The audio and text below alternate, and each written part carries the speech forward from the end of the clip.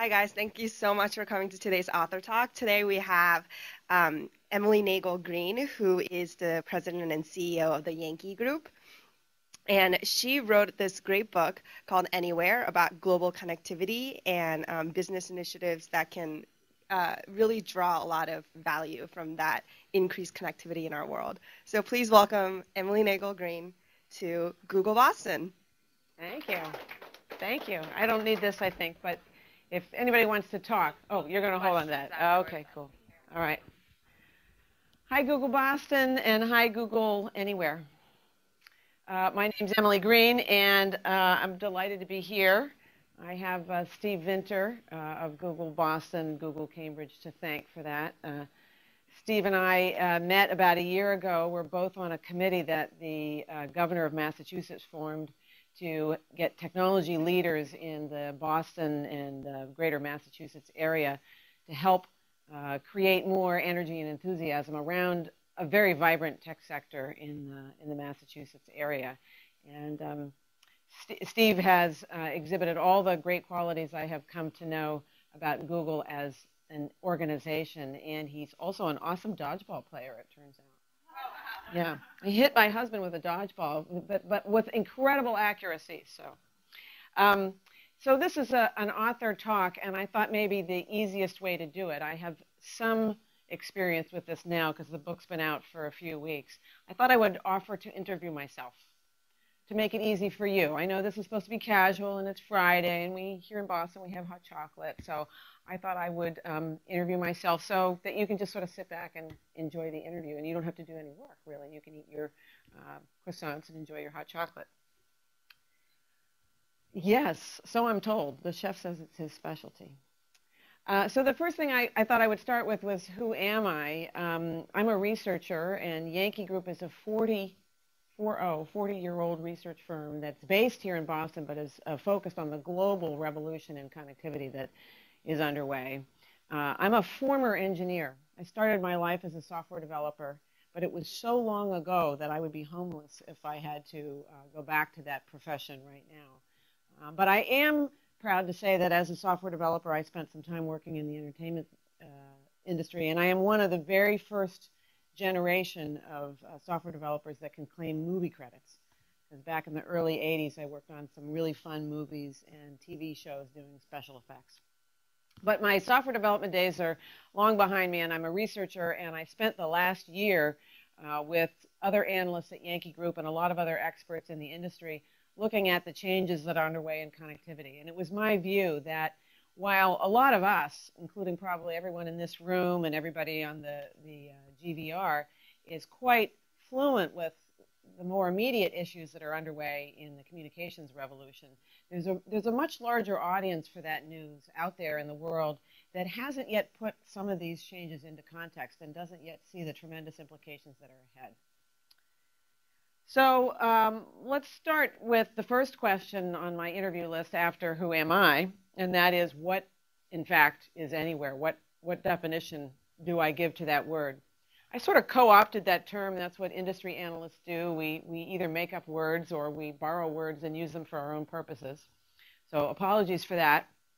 But I think it really works. Anywhere is the term that I've given to the emergence of ubiquitous connectivity, how it will connect all of us on the planet and ultimately, all the things that we care about.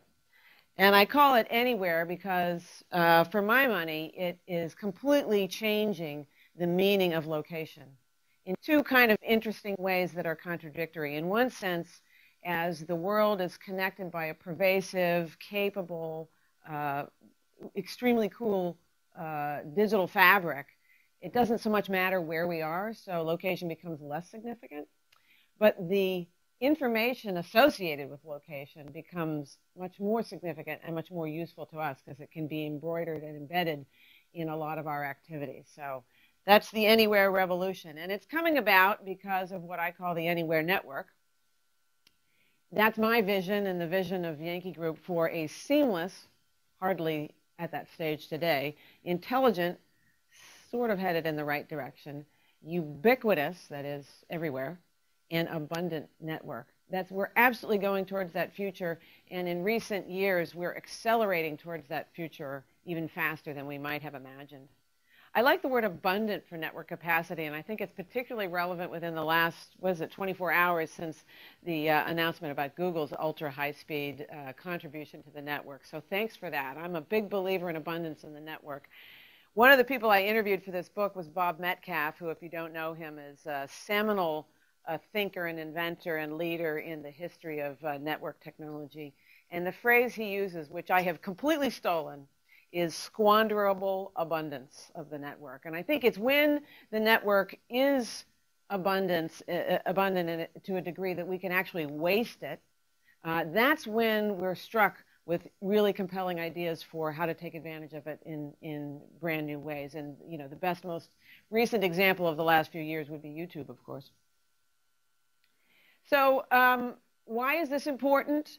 Well, it's important for a lot of us in this room and on this GVR because it's creating really interesting work for us and fun work. But in the larger question, remember I said I wrote the book for the larger audience that needs to understand how impactful this transition towards a global network with squanderable abundance is going to be, is that the changes in this revolution will make it the largest technology revolution of all of our lifetimes, even for those of you who are on the younger end in this room as opposed to on the older end.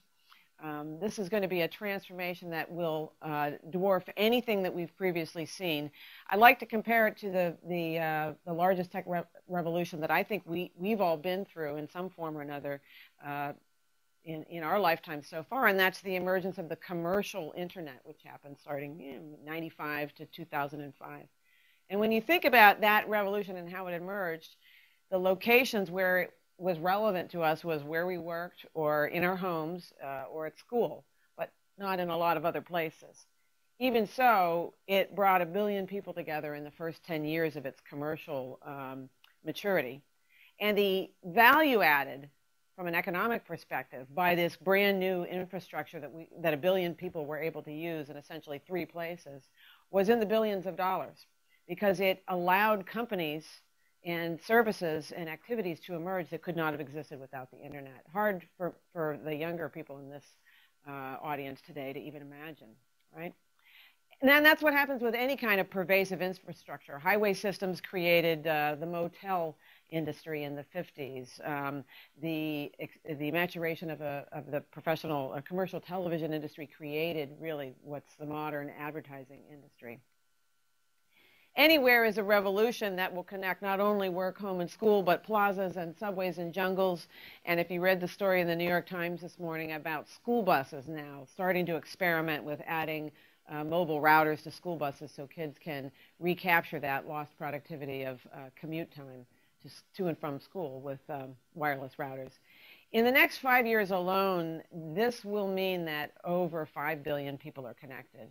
And the real thing that's driving that, of course, is wireless technology, because wireless networks are now coming to parts of the world that would never have seen connectivity if it was dependent on running fixed line networks with telephone poles and fiber optic and copper cables. So 5 billion people will be connected at the very least through mobile phone technology, which will be, for many of them, the only way they actually ever touch this digital network. But more importantly, and I'll come back to this in a moment, we're going to start connecting things in a really serious way. And that's where some of the biggest transformation that's ahead is.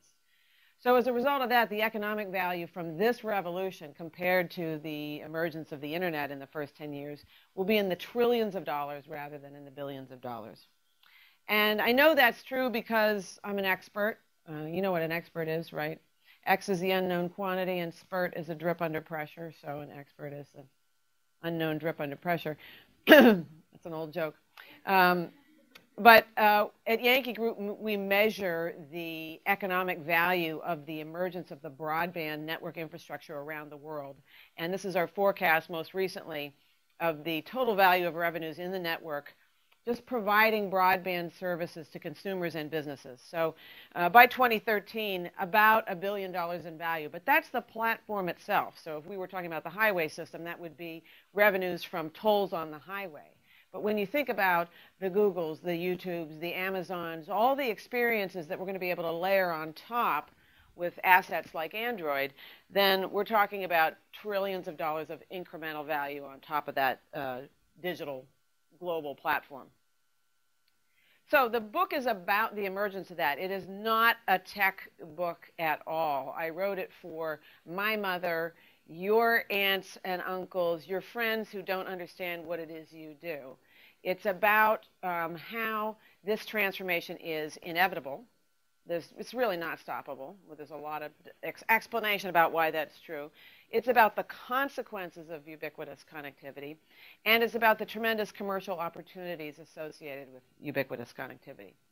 And it does that through some things that I hope are friendly and not intimidating. As I said, it's not a deep dive into the technology.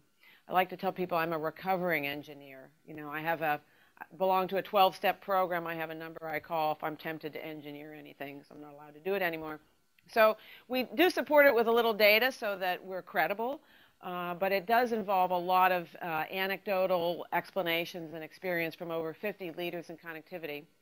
I'm proud to say that because I'm part of a very vibrant community of technology entrepreneurialism in the Boston area, that over 10 of those people were based in the Boston area. People like Bob Metcalf, Nicholas Negroponte, Hamish Fraser, who's the director of telemedicine at Partners in Health, one of the organizations that's doing tremendous work in Haiti right now. But beyond that, we created some personas to make it easy for people to visualize in 5 and 10 years' time how experiences would be different. There's some case studies. There's even some Cosmo quiz style things that make it more engaging. So the goal was to make it very accessible and fun, but also compelling. One of the ways in which we do that to try to help people to understand how this revolution is emerging around the world is by means of something called the Anywhere Index. And very simply put, it's a brute force instrument to help people understand the pace at which broadband is emerging around the world. We look at the number of broadband lines in the world, wired or wireless lines, and we compare that to population in a region. And when there are fewer broadband lines than people, that's one state of play in the network. And as broadband lines start to increase beyond the population in a region, that's what we call the anywhere tipping point, because the pervasiveness of a capable network with squanderable abundance starts to allow innovation and adoption of entirely new behaviors and activities. So this is unfolding before us, and these are some figures that we update at Yankee Group on a regular basis. Right now, to use the terms that I just laid out, regions that have more than one broadband line per person, and if you think about the number of things in your life that might ultimately have broadband connections, we have very few countries in the world that actually meet that definition. And it's a little bit hard to see here in Boston today, but you can see Sweden, and you can see Japan and Korea, perhaps, and Australia are colored as anywhere countries. Yeah. Yes, yes, yeah. Yes, the bar, you know, full disclosure, the bar for a wireless broadband line, the bar is pretty low in our definition because we're not really at the infrastructure in the mobile space that you know, 4G broadband. That's what we would all like to have, maybe 6G. But over the next 5 years, a number of countries, because of the build-out of wireless networks and upgrades to 3G, as AT&T tries to fix its map relative to Verizon, and as countries around the world pull more fiber from stimulus packages from government, we see most of Western Europe and all of North America in 5 years' time having a total number of broadband lines that will surpass the population. And it's, I think, a good indicator that we're accelerating into a very different environment in the next 5 to 10 years. How will it change us as individuals? That's some of what we talk about in the book, and in what I think is an engaging way. That's some of the feedback I've had so far.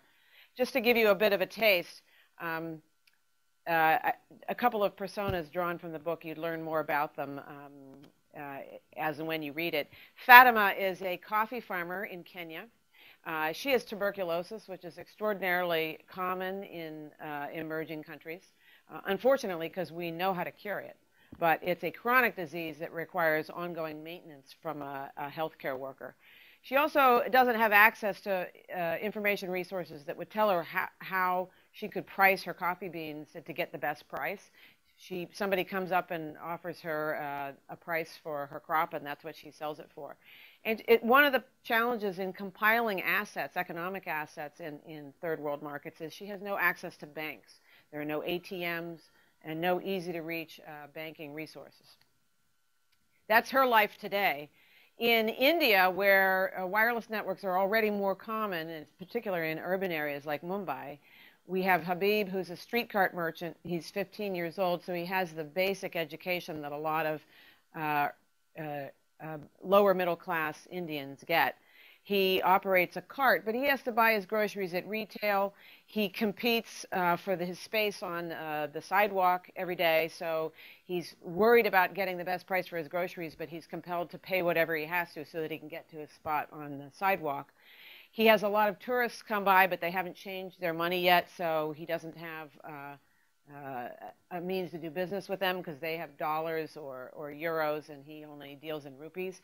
And because he has cash, he's a very easy target for petty thieves. Finally, in emerging parts of the world, the state of the network today allows people like Alan to do a knowledge worker's job, but what he's really working with is secondhand data. He's working with data that has been stale and processed through many sources, and the sources of information he has are quite siloed. You see here that he's looking at multiple screens, and it's the gray matter between his ears that's attempting to integrate the information that's been presented to him, and it's mostly text. The work schedule, he has to work when the markets are open, and he's basically chained to this desk. But as the network becomes more pervasive around the world, and as the capacity of the network grows and its intelligence grows, everybody's experience changes in some way. For Fatima, she gets better health care because organizations like Partners in Health can develop medical record systems that depend on network access. And so the community health care workers in Kenya and in Haiti and Rwanda can find Fatima, let her know when the medications for her tuberculosis are available, and they can track where she lives. She also can get information about market pricing for her crop on a mobile phone, and she can do banking through her mobile phone, so she's able to build assets. And that's a life-changing set of opportunities, and that will move her in the next 10 years and people like her into a burgeoning lower middle class in places like Kenya, which is just now being touched by fiber optic cable undersea. For Habib and other citizens like him, he will be able to use netbooks and other low-cost computing devices that will be subsidized or sponsored by a retailer, and he can order product, and so he can pick it up efficiently without missing his spot on the street corner. He can earn points from offering mobile couponing and mobile banking services so that he doesn't have to handle money, and that reduces his vulnerability to thieves. And it's been shown that the introduction of connected devices like laptops actually dramatically raises the literacy levels of family members around individuals. And that was something that came out in conversations with Negroponte with his one laptop per child movement. But in more mature parts of the world that already have an abundant network, but which is going to continue to grow in capacity and intelligence, what we're headed towards is knowledge workers like Alan, who will be able to use integrated, highly visual displays that follow him from place to place so that he can appear in a new location on his back porch or in another venue and work almost indifferent to his location. But he'll be working with real-time data because the abundant global network will be able to bring sensor-based information to him on crops. So rather than relying on secondhand information about the maturity of Fatima's coffee beans, he'll ultimately be able to understand the maturity of coffee beans from the field-based networks themselves. And he'll be unchained from his desk, and we'll see a marvelous flowering, as we're already starting to do within the tech sector. We'll see a marvelous flowering outside of the tech sector of workers whose jobs are changing, their connections to the workplace changing, so that they may be freed and have less conventional work hours and maybe a less conventional relationship with their employers. So I said I was going to interview myself. I told you who I am. I told you a little bit about Anywhere, the emergence of ubiquitous connectivity. I told you why you should care because it's the largest technology revolution of our lifetimes. I told you a little bit about what that change in a pervasive, abundant, intelligent network will help people do. And I talked a little bit about what we hope the book will do. So that means I really only have one question left, which I think I'm more or less on schedule. And that is my own initial impression on what it might mean for Googlers. So I thought I'd take a few moments on that before we maybe talk a little bit about the book, if you like. You guys are an interesting group of people because you have a fascinating organization. In this book, frankly, many of you may not learn much that you don't already feel you know about the pace at which the network's evolving and the capabilities of the network. But remember, we're talking to a much larger audience about the evolution of connectivity. And this book is an optimistic, encouraging future vision of the world that I hope will enroll more believers in what you're doing. So hopefully it will enlarge the appetite of the world for Google's incredibly exciting products and expertise. But I think more than that, I do think Google is a company that thinks big, tremendously big, and that's inspiring. But I think it's fair to ask, given what we saw in our research about the rate at which the network's expanding and its capacities and future intelligence, the question might be, are you sure you're thinking big enough? Because I think not only are we connecting more people, we're going to have more connected consumers from 1 billion to 5 or 6 billion, but we're going to have new kinds of consumers. I saw once in a design philosophy statement about Google user interfaces or user experiences that you seek to meet unarticulated needs, which I liked because I often talk about the latent appetites of consumers. We are a mobile species. We were born on our feet. We learned to walk early on, and we respond to things that allow us to be mobile. And we love the portability of devices and experiences. And what I see emerging is a new kind of consumer, an anywhere consumer, who has an innate, eventually an innate expectation that experiences should be portable. And you're starting to make that happen, but I think there are many more experiences that aren't yet quite as portable as we might like them to be. This anywhere consumer is an anywhere worker as well. And again, in the tech sector, we see, it's, I think, well-established early signs of new behaviors in relationship to a workplace. But over the long term, I think companies everywhere will be transformed by the expectations we have as consumers and employees for state-of-the-art technology that keeps pace with the evolution of consumer technologies. Why should our workplace platforms be any less sophisticated and easy to use and fun and flexible as the things that we can buy for ourselves? And that will change companies as we move proprietary hardware and software out of big IT operations and move those things into the cloud. I think anywhere enterprises can become more nimble and more exciting and a more contemporary workplace, virtual workplace for employees. But I just wanted to leave on one final note. One of the most interesting things to me personally about the emergence of ubiquitous connectivity is the emergence of new kinds of connected devices. I do see within the tech sector, and I have been in technology for 35 years. I was just a baby when I started.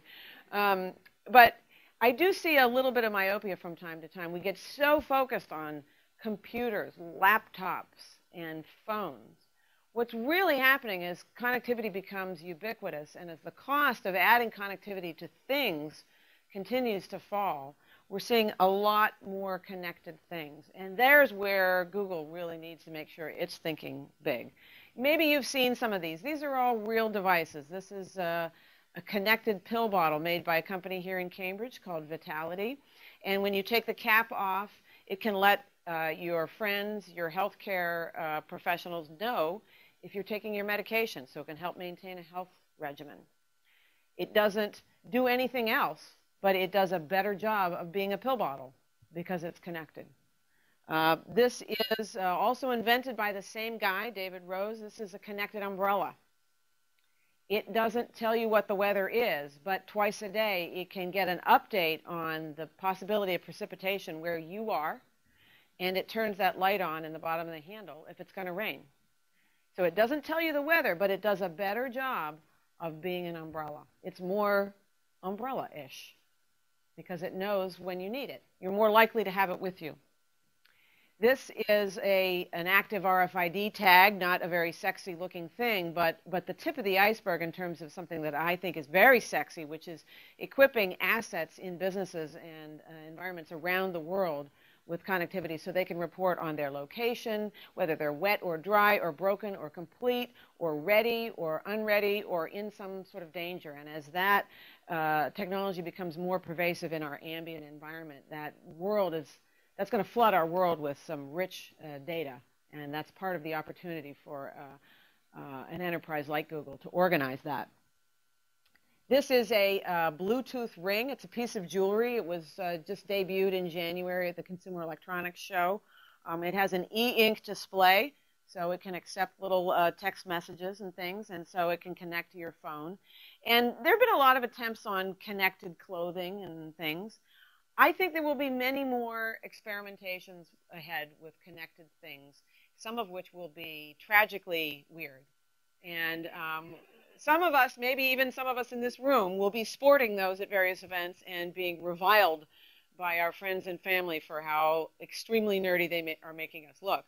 Nonetheless, there are huge transformations ahead in the meaningfulness and the functionality of very common devices in our lives. I think if you think back to the emergence of a standard electrical grid in our parents' lives and our grandparents' lives, and what that did, it transformed coffee pots that sat on a stovetop into percolators. It transformed brooms into vacuum cleaners that we could push. It transformed wind-up clocks into wristwatches. The world was completely transformed by the availability of pervasive, inexpensive electricity. And the tools in our lives were transformed because electricity came to the device in the form of a motor and made that thing more useful to us.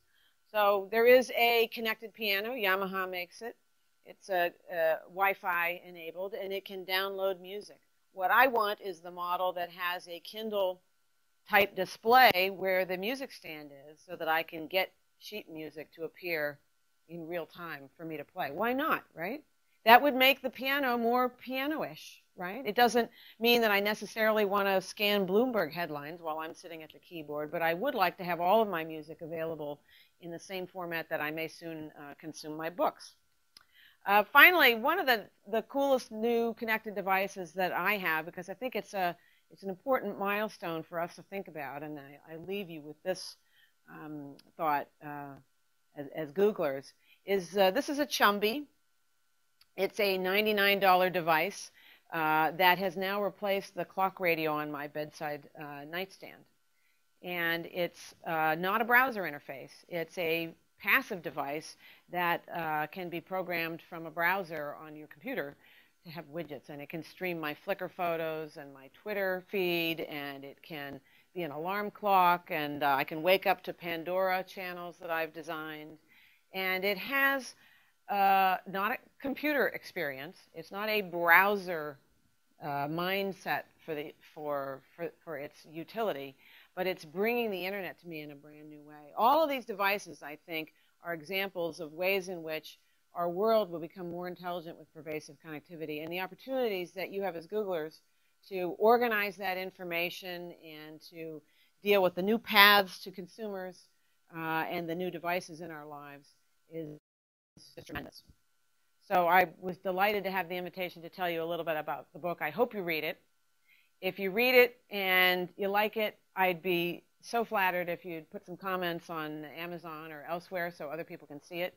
If you don't like it, you can do that too, but my mother won't like you nearly as much. So I appreciate your time and happy to field some questions if you have time and appetite. Comments? Questions? Well, a comment first brought up by the piano reference. There are two ways that a company like Google can advance things, and one is to spill into a solution space that is vacant, and another one is to batter down the very thick, very high walls. Yeah. Copyright is one of those very thick, very high walls standing in the way of things like what you described, because it's Piano I'd like to have. yeah, it's very hard to deal with an industry that's used to the paper reproduction and get the deals with all of the enormous number of different copyright owners to be able to do something like that. And while Google has taken on very big challenges like that, when you're talking about a huge explosion of opportunities, really the spilling into the open spaces is probably where we have to start before we can start trying to adjust copyright law to deal better with sheet music. Yeah, I completely take your point, and I'm sure you're right about that. What I think over the long term is, I think maybe our kids, or maybe some of you, will ultimately look back, and what seems now like the conventional outlook on intellectual property, I think will ultimately look quite quaint. And I think it will look like a blip in the long path of human civilization that for, maybe half a century we thought that there had to be a chokehold on people's creations, their words, their music, because it wasn't the case in the Middle Ages. There was no sense of ownership of things. And I think we're moving to a new model that's going to look more like that. But you're right. In the meantime, there is a transition because there's an incredible intransigence of the established economy around ownership and the revenues associated with that. But nonetheless, it's definitely going to change. It's just how long it's going to take, and aren't there really interesting things for Google to do in the meantime is probably the question. Yeah. You should take the mic. Oh, Esther, did you want to say? Yeah, I had a question. Yeah. Okay. Go for it. So I had a quick question about the map that you put up earlier, and the different kind of anywhere countries that you thought would materialize by 2015. And they were like clearly all developed and already very wealthy countries. Right. What do you think this kind of explosion of technology and connectivity within these already wealthy and like very privileged countries, like what kind of bearing would that have in like the relative development of developing countries? Because I think this will provide a great amount of opportunity for people who are already connected, but for countries who are not even close to that, like how will they catch up? Like, do you have like a sense of what that would be? Yeah, I understand what you're asking. I actually think that at the end of the day, if we would be able to measure the individual benefits that come from the explosion of a ubiquitous global network, it will be greater for individuals ultimately outside what we now think of as developed regions. And the reason is that while they may not have in 10 years' time, they may not have a network, a sense of abundance that's as quanderable as we will have. They may not have fiber to the home, and they may not have 4G or 5G or 6G. They will have the first digital infrastructure they've ever had. And where the digital infrastructure that we have here is evolving, it supplements existing infrastructure. I can still get a newspaper on my doorstep every day until the Boston Globe gives up the ghost, right? I have banks that I can go to. I have brick and mortar stores I can go to. So if the internet melted down tomorrow, I would be very sad, but I wouldn't be unable to get on with my life. I could go to stores and do my banking and get my news. But where the network is emerging, even in a more limited form, in wireless networks through very limited feature phones or maybe the very cheap smartphones, I hope, that's the first time people are having access to information, banking, connecting them to the healthcare environment. So their experience might not be something that's going to support the evolution of four-dimensional smell-o-vision or whatever you guys invent next. It's going to be more life-changing for them because it's going to give them their first ever opportunity to participate in a larger economy. So I think ultimately the innovations that will come from getting, the next 3 or 4 billion people connected to the network, those innovations might be more meaningful to all of us in society. And I think the sources of innovation may shift from thinking of them as Silicon Valley and Cambridge and Western Europe, and the sources of innovation might actually be those places that are desperate to have the advantages they don't have today, like India, where incredibly creative things are getting done right now with really cheap phones and very limited wireless networks. I don't know if that answers your question. So I'd be interested to find out like what you see as happening with the trends for open internet. So, because I feel like a lot of these forecasts assume that the network will stay open and it's not going to be throttled and costs associated with. So, as a prognosticator, what do you see happening in the next couple of years with that? It's a good question, and I will say that there's an entire chapter in the book that deals with what I would call black swans, which are things that could threaten the assumptions that we make at Yankee Group about this happy future. There's no question that regulation and other legislative constraints could threaten some of the assumptions we make, and one of which is that the internet will, or the larger network will be an open place. So we do go into some detail to acknowledge those, because while it's a convenience to make certain assumptions, it's not fair to go forward without saying, gee, there are some substantial threats. Net neutrality in the U.S. and elsewhere is a really, really big issue. I'm very concerned that it plays out in a way that's fair to the people that build networks and fair to the people that want to use networks.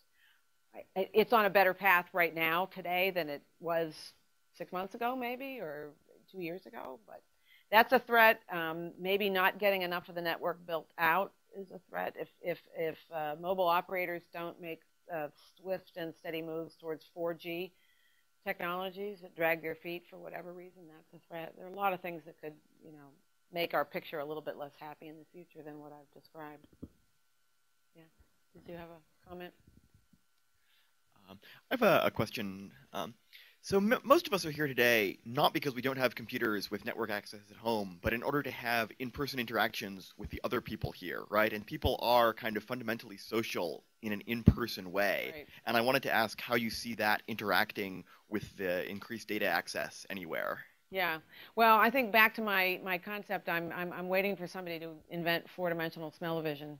I mean, that's my standard joke that, as long as there's squanderable abundance in the network, someone will come up with something cool to do, whether it's shipping x-rays to India so they can be examined by less expensive medical staff overnight, or, creating something like YouTube. I had a very, very early video conferencing system years ago when I lived abroad, and I led a group of people in Europe, and we had one of those very early systems, and I was absolutely dogged in my insistence that the company use it and that everybody be trained on it. And it was a stunningly difficult and painful experience for all of us. And when I finally relented over my insistence that we use it, everybody in the company took a huge sigh of relief. Okay, Emily's not going to be a video conferencing manic person anymore. But telepresence experiences through things like the Cisco system that a lot of people have experience with now are already dramatically different than those early experiences. You can read the notes that people are taking on another site. You can see the sweat on somebody's brow. So even for things as important as face-to-face job interviews, they're proving to be a reasonable substitute. I think you look at what's happening there, and you look at what's happening in my old field, which is special effects in the entertainment business, and you look at the maturation of that technology as evidenced by Avatar, 3D and the motion capture, that makes the things that I worked on 20 years ago look extraordinarily primitive. So that's a long way of saying that while none of those experiences are really a substitute for being in this room, and apologies to the GVR participants, I do think the substitutes for being in face-to-face experience are going to gradually get better. I don't know if that, do you agree? I certainly agree they're getting better. I remain undecided as to whether I think they will ever become good enough that they're seen as an essentially perfect substitute, or whether there's something about being there in person, some ineffable something that people will always value. Yeah, you might be right. You might be right. Yeah. Comment? Yeah, just a question about when you talk about the squanderable resource. I'm reminded of a comment that the high honcho at AT&T made, and then immediately regretted about how 80% of their network bandwidth was being used by like 1 or 2% of their users, and maybe we'll have to go to pay by the megabyte pricing. And certainly at certain places we take for granted that Wi-Fi is available everywhere, but you step outside of the high-tech arena and it's not. Yeah. And I'm sort of curious, especially if we do something like 4D smell-o-vision, it's going to take a lot of bandwidth. And there seems to be this hidden assumption that a lot of us make that eventually, we don't have to worry about bandwidth or availability everywhere, that the model is pay 40 to $100 a month and you get all you can drink. And do you believe that's a fair assumption? And if not, what might have to change? Well, the electrical industry has been through this, right? And none of us believe that electricity should be free to everyone, I don't think, if we took a poll. However, we do expect it to be everywhere, and we do expect its costs to be minimal, and we expect other people to bear the cost for us in places like airports and whatnot. We don't expect to have to pay directly for electricity. And as much as the network operators, who make up, to be honest, a large portion of my client base, so it's tough to say this, but one of the jobs of being an analyst is to speak truth to power. It's tough for them to hear that analogy because they don't like the idea that they will be as uninteresting and as uncentral to our future as a utility provider is, because that's just not really a sexy business to be in. And they want to be, a much more central player in that world. But I think we are moving towards a world where connectivity, in order to be pervasive and in order to do all the things we want it to do, we will really demand economy in the provision of that. But the problem that we have in the progression towards that future is that we have a bunch of businesses who are used to having a subscription relationship with you, and so they're having to let go of the idea that every device that you add isn't an opportunity for another bill to your house. And they're having trouble thinking about how their business models could shift to be very different than what they are today. And the near-term thing that frustrates me the most some days is that they're having a hard time moving towards different ways of charging you for providing the service. I think a lot of us would be okay with the more of something you consume, the more you should pay. I don't think any of us think that's an unfair economic principle. But one of the problems with implementing it is that a lot of consumers don't understand what is a megabyte or a gigabyte. That's a bewildering unit of measurement. So, why shouldn't they be charging me for, downloading 20 songs? Or, I know what a song is. I have a sense of that entity. And their move towards charging models that are simple for consumers to understand and would allow them to feel less victimized by our consumption, they're moving in that direction very slowly. And I think that's a problem for them. And they may suffer the consequences of that slow move. But it's in their hands. Yeah.